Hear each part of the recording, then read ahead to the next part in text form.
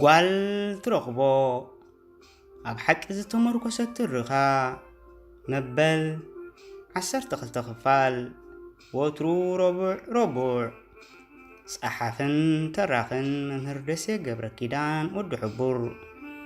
ዝኸበርኩምን ዝኸበርክንን ተኸታተልቲ ናይዛ ትርኻ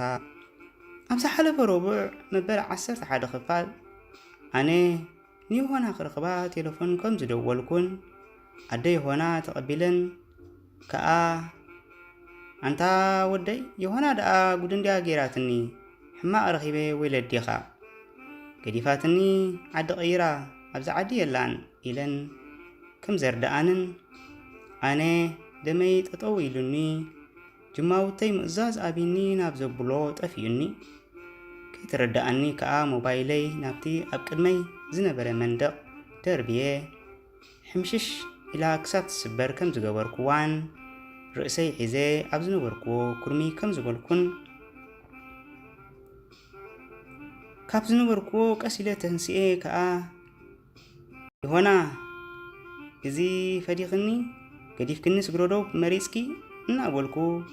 ምስ ስንፍናይን ዕድለይን እናማረርኩ ንገዛይ ከም ዝተመለስኩን ኣብ ጽሄ ገዲፈኩም ነይረ ሎሚ ድሮ ረቡዕ ኣኺሉ ከኣ መበል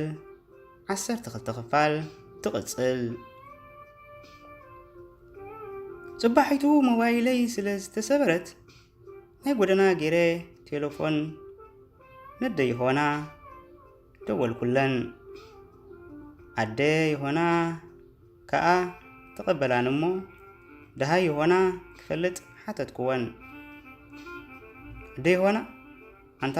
ብሩኽ ወደይ ናተይ ሽግር ኣይውዳእን እዩ ሕጂ ቅድሚኻ ደውላትለይ ጸኒሓ ራሻዳ ሒዞምና ኣለዉ ኢላትኒ ራሻዳ ከኣ $5,000 ተኸፊልኪ ክንሰደኪ ኢና እንተዘይ ከፊልኪ ግን ኣዕጽምቲ ኸሲርና ስጋኺ በሊዕና ደምኪ ክንሰትየኪ ኢና ኢሎምኒ በላኒ እናበኸያ ኣነ ኣርሚሙኒ ኣታ ኣምላኽ ኣብ ሓንቲ ንጽህቲ ሰብሲ ክሳብ ክንድዚ ሕሰምን መከራን ተወርድ ባዕልኻ ዝፈጠርካያ ነፍሲ ብእከይ ተግባራት ደኣ ኣይተጥፍኣን ትኸውን እናበልኩ ሞት ሕፁይ ኮይንኒ ዝዛረቦን ዝገብሮን ጠፊኡኒ ከም ጽሉል በይነይ ናብ እግረይ ዝመርሓኒ እንዳተዛረብኩ ፀው በልኩ እስክነይቲ ይሆና እቶም ሰብ መሰል ዘለዎም ኣጋንንቲ ራሻይዳ ሓውል እናበሉ ብረት ኣብ ግንባራ ኣዓሚሮም ካራ ኣብ ክሳዳ ተኺሎም ከሳቂዋን ነብሰ ስጋኣ ክቐናጥብዋን ተራእየትኒ ኣደ ይሆና ዓዳ ዓዲ እናተዛወራ ፍቆዶ ኣብያተ ቤተ ክርስቲያናት ጓለይ ስግሮዶብ ክትከይድ ራሻይዳ ሒዞማ $5,000 ክፈሊ ተባሂለ በጃኹም ዝዓቕምኩም ሓጉዝኒ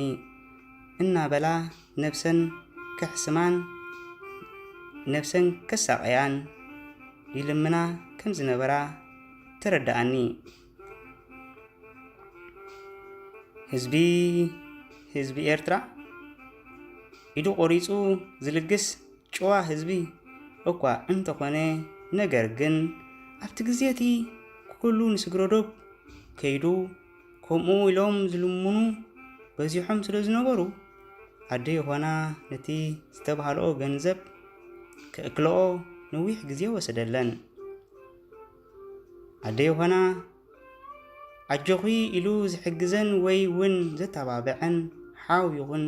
ቤተሰብ ስለ ዘይነበረን ለይትን ቀትርን ኣቲ ይሆና ጓለይ ኣብ ገዛኺ ኮፍ ከይትብልስ ንዓይኒ ስቃይ ፈሪድክኒ እዚኣ ኮይና ዓድለይ እናበላ ንብዓትን ብኽያትን ኮነ ቀለበን ዝኸበርኩምን ዝኸበርክንን ተኸታተልቲ ናይዛ ትርኻ